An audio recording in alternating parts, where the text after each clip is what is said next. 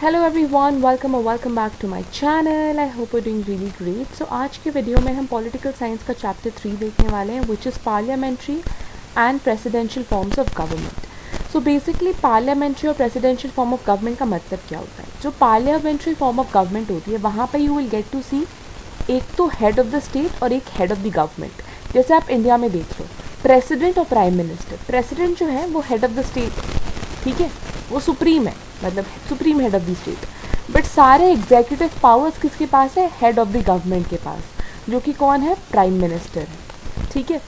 और presidential form of government क्या होता है? वहाँ पे सिर्फ एक ही बंदा होता है जो both head of the state होता है, हेड ऑफ द गवर्नमेंट होता है।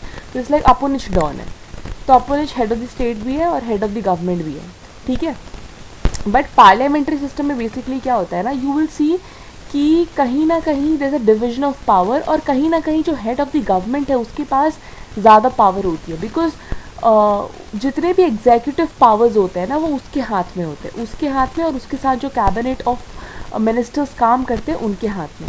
तो they basically hold a lot of executive powers. तो जो भी करना होता है वो करते हैं। प्रेसिडेंट सिर्फ अपनी अपनी सिग्नेचर्स देते हैं, ठीक है।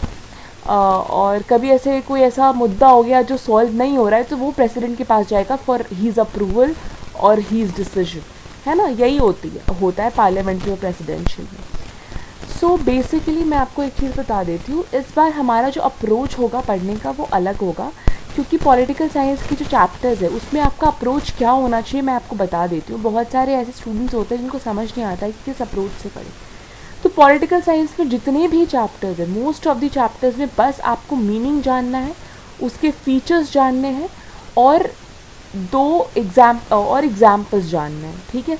जैसे कि यूके और यूएसए में, जैसे जितने भी फॉर्म्स ऑफ गवर्नमेंट वाले चैप्टर है ना, वहाँ पे आपको कंपैरिजन इंडिया, यूके और यूएसए का ही दिखेगा।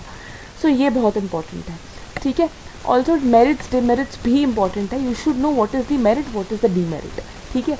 बट अभी तक ऑलरेडी आपने 2 चैप्टर पढ़ लिए हैं। सो आई थिंक अगर आपको बस इतना ही पता चल जाए कि मीनिंग और फीचर क्या है, तो आप मेरिट और डीमेरिट ऑटोमेटिकली डिराइव और डिड्यूस कर लोगे। आपको खुद ही समझ आ जाएगा कि इसका मेरिट क्या होगा, इसका डीमेरिट क्या होगा, ठीक है। तो पार्लियामेंट्री गवर्नमेंट क्या होती है, ठीक है।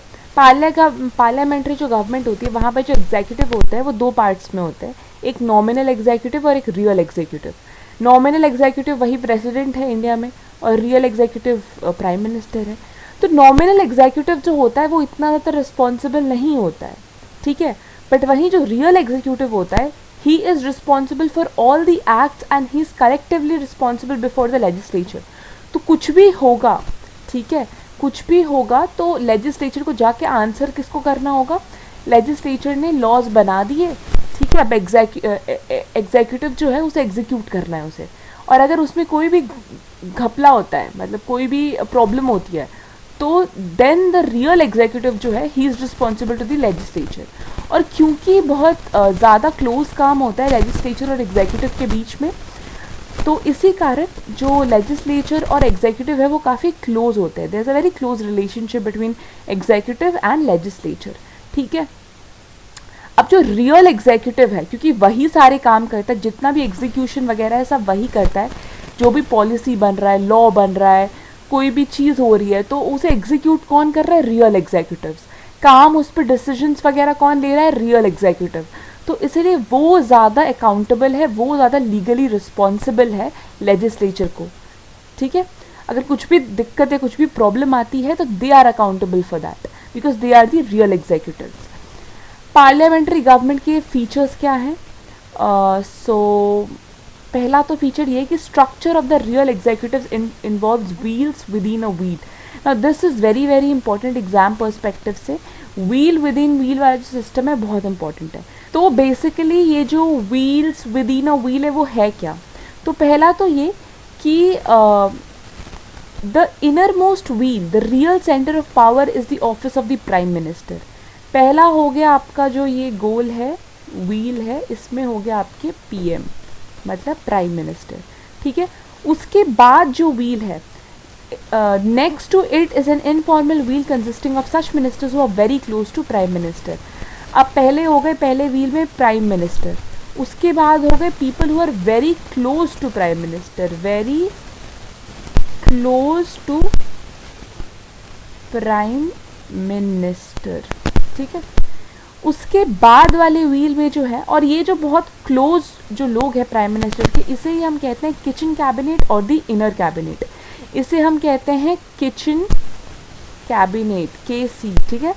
उसके बाद जो नेक्स्ट व्हील है उसमें 15 से और या फिर 15 या 20 कैबिनेट मिनिस्टर्स होते हैं जिनके पास इंपॉर्टेंट पोर्टफोलियोज होते हैं, और वही जो है पॉलिसीज़ बनाते हैं स्टेट का डिस्कशन करके, ठीक है। 15 से 20 यहाँ पे आपको मिनिस्टर्स दिखेंगे। This wheel is called the cabinet, इसको हम कैबिनेट कहते हैं। पहला प्राइम मिनिस्टर, फिर किचन कैबिनेट, फिर cabinet. It is the really powerful part of the real executive. The next wheel consists of all other ministers who are either in charge of small departments or are helpers or deputies to the cabinet ministers. इसके बाद जो है और एक wheel है जहाँ पे आपको वो लोग दिखेंगे जो कि थोड़े से छोटे डिपार्टमेंट्स को हेल्प कर मतलब होल्ड करते हैं, थोड़े छोटे डिपार्टमेंट के इंचार्ज होते हैं, या फिर वो लोग जो कैबिनेट को हेल्प करते हैं, ठीक है। और जो सबसे लास्ट वाला व्हील है उसमें ऐसे मेंबर्स होते हैं जो किसी मेजॉरिटी पार्टी के होते हैं और जिनका कॉन्फिडेंस और सपोर्ट होता है लेजिस्लेचर में, और वही जो है रियल सोर्स ऑफ पावर होता है ये कैबिनेट मिनिस्टर्स के लिए, क्योंकि कोई ना कोई तो होना चाहिए ना। अब देखो, अब कोई फ्रेंड्स ग्रुप है, ठीक है, स्कूल में कोई फ्रेंड ग्रुप है, उसी फ्रेंड ग्रुप में कोई ऐसा बंदा है जिसकी करेक्शन है प्रिंसिपल के साथ, फ़ायदे में है कि नहीं बताओ, है ना। तो वही है ये लास्ट जो व्हील है इसमें, ठीक है। वेरी सिंपल, ज़्यादा कुछ नहीं है, वेरी इंपॉर्टेंट। और आई वुड ऑलवेज सजेस्ट कि जब आप ये आंसर लिखोगे ना, रियल एग्जीक्यूटिव का जो व्हील्स विद इन व्हील वाला जो चीज़ है, पहले तो आप इसको याद कर लीजिए बाई हार्ट, ठीक है। याद करने के बाद जब आप ये आंसर लिखोगे, आई वुड ऑलवेज सजेस्ट कि आप जो है ये व्हील बना भी दो खुद से, क्योंकि मैंने जब आंसर लिखा था मैंने व्हील बना दिया था। तो इट इज़ इम्पॉर्टेंट कि आप भी वो बना दो, it will help you to fetch more marks, ठीक है।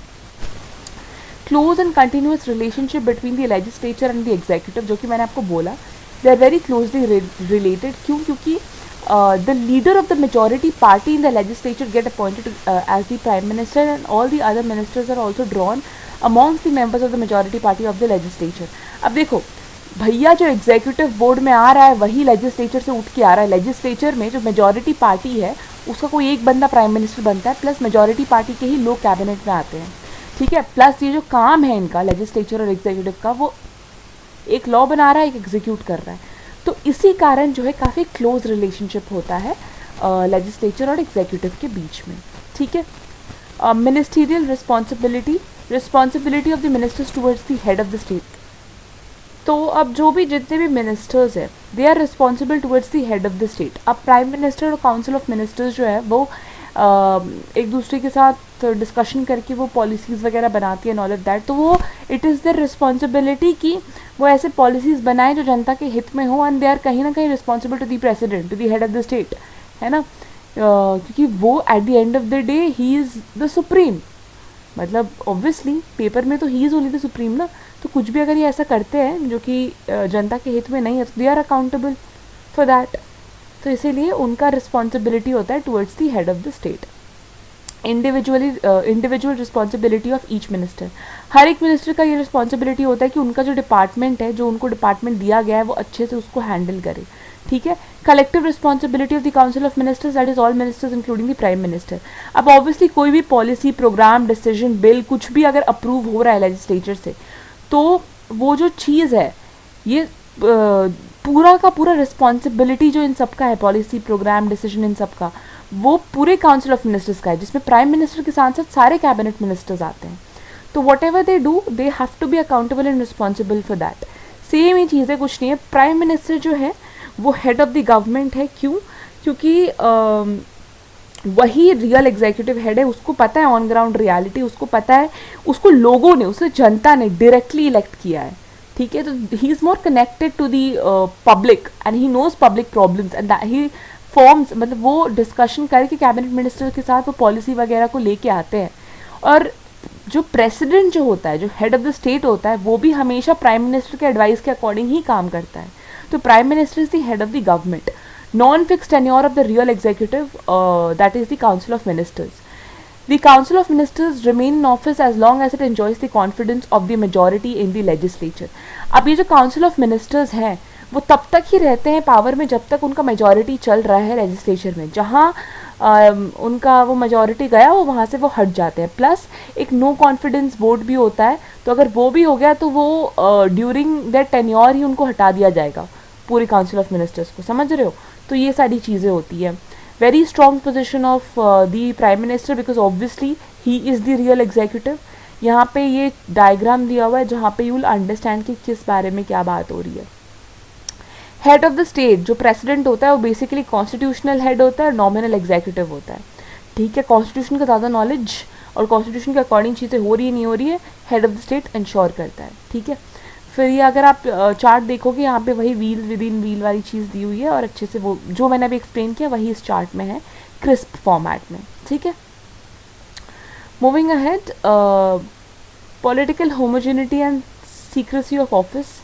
ऑब्वियसली पॉलिटिकल होमोजेनिटी होती है बिकॉज जो मिनिस्टर कैबिनेट मिनिस्टर्स होते हैं वो बेसिकली मेजॉरिटी पार्टी से आते हैं ना, लेजिस्लेचर से, और प्राइम मिनिस्टर भी उसी से आता है, तो सेम पार्टी के होते हैं, तो एक पॉलिटिकल होमोजेनिटी होती है, ठीक है। प्राइम मिनिस्टर और the cabinet can get the legislature dissolved.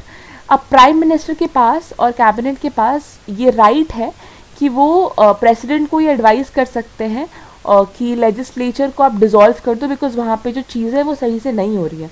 तो they have the power to actually advise the president which is the head of the state कि ऐसा ऐसा हो रहा है and you should like dissolve the legislature. तो इतना पावर भी वो होल्ड करते हैं, ठीक है।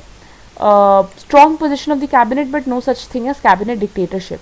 अब ऑब्वियसली स्ट्रॉन्ग पोजिशन है कैबिनेट की बिकॉज वो चीज़ें एग्जीक्यूट कर रहे हैं all of that, but then ऐसा नहीं कि कैबिनेट डिक्टेटरशिप आ गया है कि जो कैबिनेट बोल रही है वही होगा, अगर वो गलत भी बोल रही है तो वही होगा, ऐसा नहीं है, ठीक है। Eight the end of the day constitution है, हेड ऑफ द स्टेट है, जुडिशरी है, तो अगर कुछ भी गलत होता है तो they will look after that.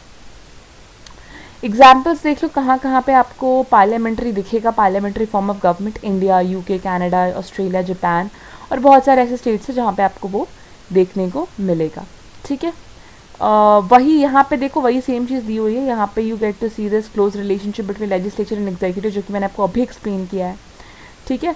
Responsibility of the executive before the legislature, I just told you कैसे रिस्पॉन्सिबल है प्राइम मिनिस्टर और cabinet of ministers before the legislature, ठीक है। Putting questions to the executive, continuous and active legislative control over the executive। अब देखो ये बहुत important है बिकॉज यहाँ से आपको फिर पता चल रहा है कि ऑल्दो जो एग्जीक्यूटिव्स हैं, ठीक है, जो एग्जीक्यूटिव्स हैं उनके पास पावर है काफ़ी ज़्यादा, बट स्टिल डिक्टेटरशिप क्यों नहीं आ सकती है, क्योंकि उनके ऊपर चेक्स और बैलेंसेस होती हैं। जैसे कि जो लेजिस्लेचर है वो एग्जीक्यूटिव के काम पे ध्यान रखता है, बहुत सारे ऐसे मोशन होते हैं जो एग्जीक्यूटिव के अगेंस्ट लिए जा सकते हैं जब भी कोई ऐसा प्रॉब्लम होगा, तो जैसे कि एडजॉर्नमेंट मोशन। तो एडजॉर्नमेंट मोशन क्या होता है? It is used by the legislature to make the executive discuss a topic of immediate concern after the suspension of the agenda for the day's work. अगर कोई ऐसा टॉपिक है जिस पे इमीडिएटली कोई एक्शन लेने की रिक्वायरमेंट है, ठीक है। अब मान लो कोई एक पर्टिकुलर डे है जिसका कोई एजेंडा बना है कि आज के दिन में ये काम होगा, बट उसको सस्पेंड कर दिया जाता है बिकॉज एक ऐसे टॉपिक पर डिस्कशन करना होता है जो कि बहुत इमीडिएट कंसर्न जो बहुत इंपॉर्टेंट है, नीड ऑफ द आवर होती है, तो जो है एडजॉर्नमेंट मोशन होती है, ठीक है।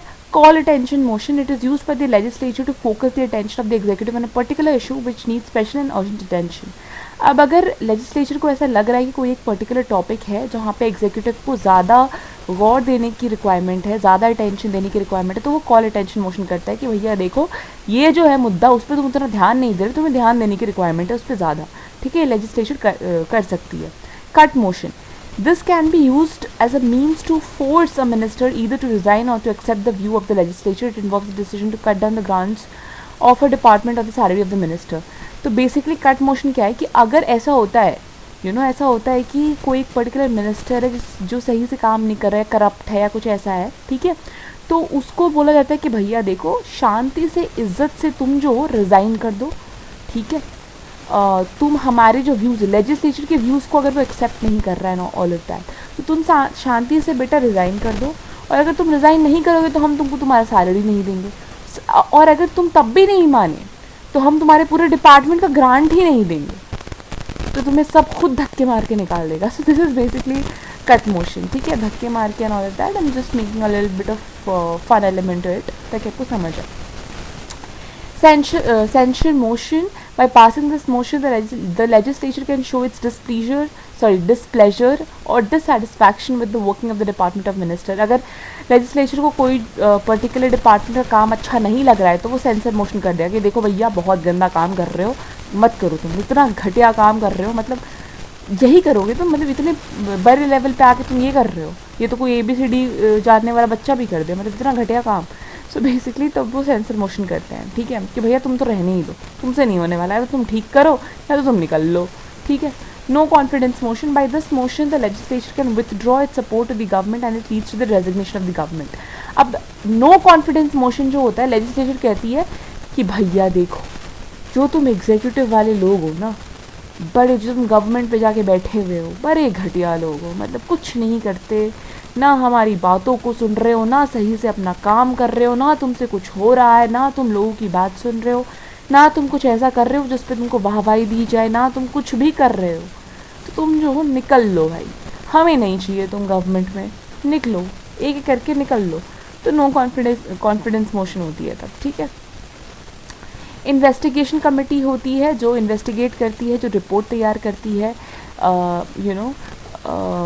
जो गवर्नमेंट काम कर रही है उस चीज़ का रिपोर्ट, और अगर उसे ऐसा कुछ लगता है कि, और फिर वो रिपोर्ट लेजिस्लेचर के पास भी जाती है, ठीक है. सो फिर उसके अकॉर्डिंग भी डिसीजंस ली जाती है. Legislative committees and privileges of the legislators.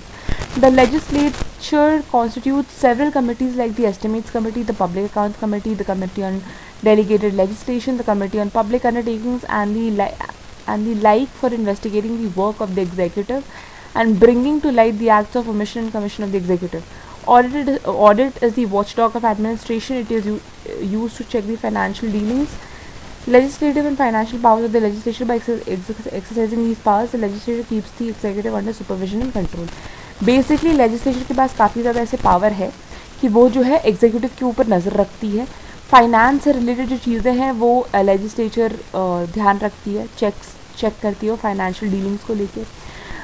उसके बाद बहुत सारे कमिटी जैसे कि पब्लिक अकाउंट से रिलेटेड काम, एस्टिमेट्स से रिलेटेड काम, डेलीगेटेड लेजिस्लेशन से रिलेटेड काम, पब्लिक अंडरटेकिंग से रिलेटेड जो काम है, ये सब भी लेजिस्लेटिव असेंबलीज मतलब लेजिस्लेटिव काउंसिल्स कमिटीज़ जो है वो करती है, ठीक है. सो यस, पार्लियामेंट्री गवर्नमेंट के मेरिट्स और demerits, very very important. Merits तो यही है कि हार्मनी होती है लेजिस्लेचर और एग्जीक्यूटिव के बीच में, बिकॉज उन दोनों का काफ़ी ऐसा क्लोज रिलेशनशिप होता है, तो काफ़ी क्लोजली काम होती है, तो यू नो हार्मनी होती है. Executive works with responsible executive. अब एग्जीक्यूटिव को रिस्पॉन्सिबली अपना काम करना होगा. क्यों? पूरे रिस्पॉन्सिबिलिटी के साथ काम करना होगा, बिकॉज अगर उसने रिस्पॉन्सिबिलिटी के साथ काम नहीं किया तो उसके खिलाफ नो कॉन्फिडेंस मोशन आ जाएगा, उसको हटना पड़ेगा. तो ऐसा नहीं है कि वो बैठ गए हैं जाके तो वो कुछ भी काम कर सकते हैं, ऐसा नहीं है, ठीक है. तो they have to do their work properly. Flexibility. It is flexible.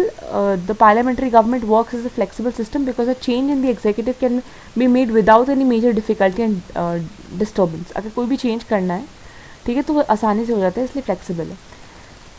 Executive cannot become despotic. The parliamentary executive, because of continuous and alert control of the legislature, cannot behave arbitrarily and become despotic. Authoritarian philosophy, authoritarian mindset, dictatorship वगैरह जो है वो executive कभी भी follow नहीं कर सकती है. ऑल्दो उसके पास पावर है बट फिर भी वो डिक्टेटर नहीं बन सकती है, ठीक है.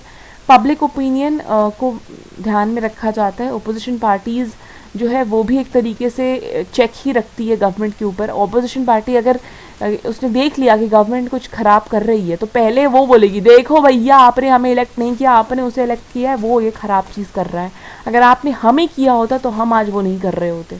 तो बेसिकली वो भी एक तरीके से चेक ही रख रही है गवर्नमेंट के ऊपर, ठीक है. डीमेरिट्स क्या क्या है? Executive dominates the legislature. In the absence of democratic ethos and sound party system, the parliamentary executive tends to become dictatorial and inefficient. अब अच्छे से डेमोक्रेसी नहीं चलेगी, ठीक है, अच्छे से पार्टी सिस्टम नहीं चल रही, डेमोक्रेसी ही नहीं चल रही है सही से, तो भैया ऑब्वियसली जो एग्जीक्यूटिव है वो डोमिनेट करेगा लेजिस्लेचर को, कहेगा कि भैया तुम क्या लेजिस्लेचर, तुम क्या बोल रहे हो यार, डेमोक्रेसी नहीं है, तुम क्या ही बोल लोगे. Executive will become the dictator then ना. जहाँ डेमोक्रेसी नहीं है वहाँ डिक्टेटरशिप आएगी ही आएगी। वहाँ पे वहाँ पे जो एग्जीक्यूटिव है वो सुप्रीम बनेगा ही बनेगा। जहाँ डेमोक्रेसी ख़त्म होती है वहाँ वो होता है, ठीक है। Executive is week because it's tenure is not fixed. अब ऑब्वियसली टेन्योर फिक्स नहीं होती है, इसलिए उसे वीक कहा जा रहा है। कभी भी नो कॉन्फिडेंस मोशन आ जाएगा, कभी भी कुछ भी हो जाएगा, है ना। Executive can act arbitrarily because of the committed support of majority party. अब एग्जीक्यूटिव जो है उसके पास सपोर्ट होता है मेजॉरिटी पार्टी का, बिकॉज जो लेजिस्लेचर की मेजॉरिटी पार्टी है वो वहीं से उठ के आते हैं, है ना। तो कहीं ना कहीं ऐसा भी हो सकता है कि वो ऐसे मिल के कुछ ऐसे गलत डिसीजंस ले ले जो जनता के हित में ना हो, ऐसा भी हो सकता है। There are chances. Ministers are not appointed on merit. Obviously merit के ऊपर नहीं अपॉइंट हो रहे हैं, वाई बिकॉज मेजॉरिटी पार्टी के लोग अपॉइंट हो रहे हैं। तो ऐसा भी तो हो सकता है कि बाकी पार्टी के जो लोग थे उसमें कुछ ऐसे लोग थे जिनमें काफ़ी मेरिट था, बट क्योंकि वो मेजॉरिटी पार्टी के नहीं थे तो वो इलेक्ट नहीं हुए, ठीक है। पार्टी पॉलिटिक्स एग्रेसिव और डर्टी होती है तो पता ही है। एक्सपेंसिव और इनएफिशिएंट सिस्टम, ये हम पढ़ते आ रहे हैं इतने टाइम से, ठीक है। क्योंकि काफ़ी काम होता है ना, यू नो, एग्जीक्यूटिव लेजिस्लेचर सब काम कर रही है ऑल ऑफ दैट, तो काफ़ी एक्सपेंसिव सिस्टम हो जाता है eight the end of the day. Voting वगैरह भी जब होती है तो काफ़ी एक्सपेंसिव सिस्टम हो जाता है ये, because you have head of the state, you have head of the government, तो obviously it's an expensive system और टाइम टेकिंग भी है और इनएफिशिएंट भी है, ठीक है। Presidential form of government basically क्या होती है मैंने आपको ऑलरेडी बता दी है। When there is a separation of powers between the legislature and the executive and the latter is not responsible before the former, the executive is termed as the presidential executive and the system of government is called the presidential system. Basically एक head of the state होता है और he is not accountable for anything he is doing. अब जैसे parliamentary system में क्या हो रहा है कि अगर एग्जीक्यूटिव कुछ कर रही है तो उसको उस चीज़ का जवाब देना पड़ेगा लेजिस्लेचर को, बट यहाँ पे क्या होता है कि डिवीजन ऑफ पावर है लेजिस्लेचर और एग्जीक्यूटिव के बीच में, बट अगर एग्जीक्यूटिव कुछ चीज़ कर रही है तो उसको आंसर नहीं होगा, he won't be questionable to the legislature उसको क्वेश्चन नहीं कर सकती, he will not answer to the legislature. तो वो एक इंडिपेंडेंस अपना एंजॉय करता है प्रेसिडेंशियल सिस्टम ऑफ गवर्नमेंट में, ठीक है। पॉपुलर डेफिनेशंस गार्नर और जिटेल ने दी हुई है, गेटेल और जिटेल, I am not really sure about the pronunciation, तो आप उसमें से एक याद भी कर सकते हो, नहीं भी कर सकते, दैट सच कोई इशू नहीं होगा, ठीक है। Features of presidential form of government and comparative study of features of presidential and parliamentary forms.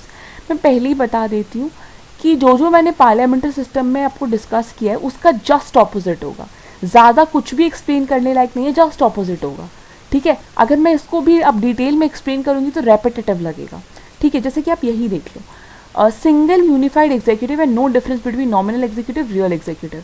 अब यहाँ पे ऐसे प्रेसिडेंट और प्राइम मिनिस्टर से डिवाइडेड नहीं होती है, यहाँ पे एक ही है जो है, ठीक है, he is the real head, तो जो कुछ भी है सब उसके पास ही है, वो उसी के पास सारे पावर्स हैं, ठीक है, कोई डिफरेंस नहीं है। सेपरेशन ऑफ पावर होती है लेजिस्लेचर और एग्जीक्यूटिव के बीच में, और एग्जीक्यूटिव जो भी करेगा वो आंसरेबल नहीं है टू द लेजिस्लेचर, जो मैंने अभी जस्ट एक्सप्लेन किया, ठीक है। President is not a member of the legislature, he is not accountable before the legislature.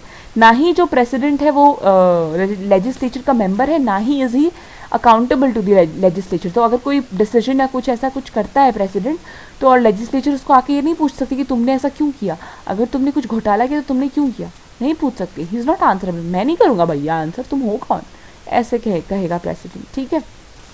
Fix tenure होती है, ठीक है, एग्जीक्यूटिव और लेजिस्लेचर की एकदम फिक्स टेन्योर, ये एक चीज़ है। The method of impeachment is so complicated and difficult that mostly the legislature finds itself unable to use it for removing the president. अब ये देखो, यहाँ पे जो है impeachment एक ऐसा मेथड है जिससे आप प्रेसिडेंट को हटा सकते हो अपने पोजीशन से, बट ये इतना डिफ़िकल्ट है प्रेसिडेंशियल फॉर्म ऑफ गवर्नमेंट में कि लेजिस्लेचर ऐसा ये करती ही नहीं है, मतलब हटाने, वो सोचते हैं कि भैया अब मैं हटाने जाऊँ इसको, इतना कॉम्प्लिकेटेड और टाइम टेकिंग प्रोसेस है इम्पीचमेंट का, कि इससे अच्छा कि मैं चुप ही रहूँ और सह लेंगे थोड़ा, और क्या, अब इतने कॉम्प्लिकेशन में नहीं जाएंगे।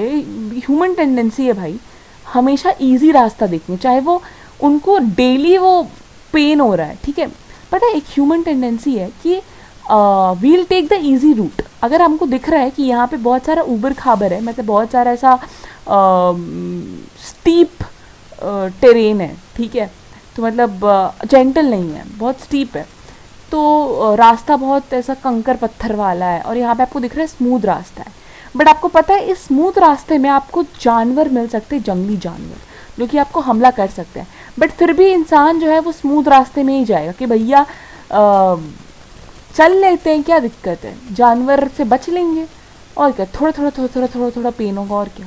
तो मतलब थोड़ा थोड़ा डर लेने की कैपेबिलिटी है एक ह्यूमन के अंदर, मतलब ऐसा माइंडसेट होता है ना ह्यूमन का कि मैं जो है स्मूथ रास्ते पे चलूँगा, ऑल्दो मुझे हर रोज़ पेन होगा बट थोड़ा थोड़ा होगा, तो इट इज़ बेटर कि एक बार में बहुत ज़्यादा पेन होने से बेटर है कि थोड़ा थोड़ा रोज़ पेन हो। This is what humans actually end up doing, most of the humans go for हल्का हल्का pain each day rather than extreme pain one day. भैया तुम ये भी तो देखो कि एक बार में एक्सट्रीम पेन ले लोगे तो तुम फिर उसके बाद पूरा रास्ता ही स्मूथ है, बट यहाँ पे you are getting this fear and you are getting this problem every second, आपको हर्ट हर एक सेकेंड हो रहा है, ठीक है। तो चलो let's not go to philosophy, ठीक है। सो यस, इम्पीचमेंट का प्रोसेस काफ़ी डिफिकल्ट होता है, ठीक है। Okay, one more thing, parliamentary system जो होती है गवर्नमेंट की, पार्लियामेंट्री नॉट प्रेसिडेंशियल, वहाँ पे जो प्राइम मिनिस्टर और काउंसिल ऑफ मिनिस्टर्स होता है उनका मैक्सिमम टेन्योर 5 से 4 साल तक होता है, ठीक है। 5 होता है या 4 या 5 साल होता है, ठीक है। और वहाँ पे दे एंजॉय फुल मेजॉरिटी। और प्रेसिडेंशियल फॉर्म ऑफ गवर्नमेंट में भी एक फिक्स्ड डेफिनेट टेन्योर होती है और उसके पहले उसको वहाँ से नहीं हटाया जा सकता है। पार्लियामेंट्री सिस्टम में आप नो कॉन्फिडेंस मोशन करके हटा सकते हो, बट प्रेसिडेंशियल सिस्टम में जब तक वो टेन्योर ख़त्म नहीं हो रहा है तब तक वो चलता रहता है, उसको ख़त्म नहीं कर सकते आप प्रेसिडेंट को ऐसे हटा नहीं सकते, क्योंकि मैंने कहा ना इम्पीचमेंट का प्रोसेस काफ़ी डिफिकल्ट होता है, कोई करता ही नहीं है ना। तो ये चीज़ है, यहाँ पे आपको ये डायग्राम देखने को मिलेगा, chart, it is basically explaining हर एक चीज़ जो भी मैंने आपको अभी एक्सप्लेन किया है वो सारी यहाँ पे लिखी हुई है, ठीक है। Cabinet works as a advisory body to president, that is the head of the state. Obviously cabinet जो है वो उसमें बहुत सारे हेड ऑफ डिफरेंट डिपार्टमेंट्स होते हैं और वही जो है बताते हैं प्रेसिडेंट को कि भैया देखो ये चीज़ें हैं, आपको ऐसा करना चाहिए, ऐसा करना चाहिए, तो इन अ वे हेल्प करते हैं प्रेसिडेंट को डिसीजंस लेने में, ठीक है। जो भी पॉलिसी डिसीजन और जो कुछ भी है वो, president is the real master of the cabinet, ठीक है। Responsibility of the ministers towards the president और the head of the state, obviously जो हमने पार्लियामेंट्री सिस्टम में पढ़ा है वही हम प्रेसिडेंशियल में भी पढ़ रहे हैं कि जो मिनिस्टर्स हैं वो जो भी डिसीजंस ले रहे हैं, जो भी कुछ कर रहे हैं, वो रिस्पॉन्सिबल है टुवर्ड्स द प्रेसिडेंट, वो प्रेसिडेंट को आंसरेबल है। प्रेसिडेंट उनसे पूछ सकता है कि भैया तुमने ये क्यों मुझे एडवाइस दिया, या तुम ये क्या कर रहे हो, तुम अपने डिपार्टमेंट में सही से काम कर रहे हो कि नहीं कर रहे हो, है ना, ये सारी चीज़ें। Political homogeneity of the cabinet is not essential. अब यहाँ पे जो है, यहाँ पे ज़रूरी नहीं है कि जो कैबिनेट में जो लोग हैं वो किसी एक पर्टिकुलर पॉलिटिकल पार्टी से ही आ रहे हैं, क्योंकि प्रेसिडेंट ही किसी एक पर्टिकुलर पॉलिटिकल पार्टी से नहीं है। मेजॉरिटी का सीन नहीं है ना यहाँ पे कि जो मेजॉरिटी में होगा लेजिस्लेचर में वही बनेगा president and all of that, ज़रूरी नहीं है। इसलिए यहाँ पे जो है पॉलिटिकल होमोजेनिटी का मतलब क्या होता है, सेम, सिमिलर, तो ज़रूरी नहीं है कि वो हो, ठीक है। कुछ ऐसे स्टेट्स जहाँ पे आपको प्रेसिडेंशियल गवर्नमेंट देखने को मिलेगा, United States of America, Argentina, Angola, Brazil, Ghana, Indonesia, Maldives, Mexico, Nigeria, Panama, Philippines. Some states like France and Russia have a mixed form, that is both presidential and parliamentary form of government. Very very important. आप examples definitely याद करना, specially ये जिनके पास mixed form of government है, बस 2 ही है, एक France है और एक रशिया है, तो it's very important to learn this, ठीक है। सो आज के वीडियो में I just talk till this particular topic, यहीं तक बात करते हैं आज के वीडियो में। इसके बाद मैं इसका सेकेंड पार्ट लेके आऊँगी जहाँ पे इसका रिमेनिंग पोर्शन मैं डिस्कस कर दूँगी, ठीक है।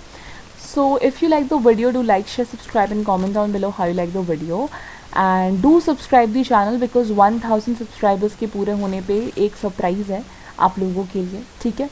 So it will, I would suggest कि आप एग्ज़ाम से पहले ही मुझे वो मौका दे दो कि मैं सरप्राइज़ रिवील कर दूँ, because that is something which is really really exciting, but ठीक है। आपको डिस्क्रिप्शन बॉक्स में हिस्ट्री, जोग्राफी और पॉलिटिकल साइंस की प्लेलिस्ट मिल जाएंगे, डू चेक देम आउट, ठीक है। Towards the end of this video, you will get the link to the previous video, and yes, till then, happy study, good luck.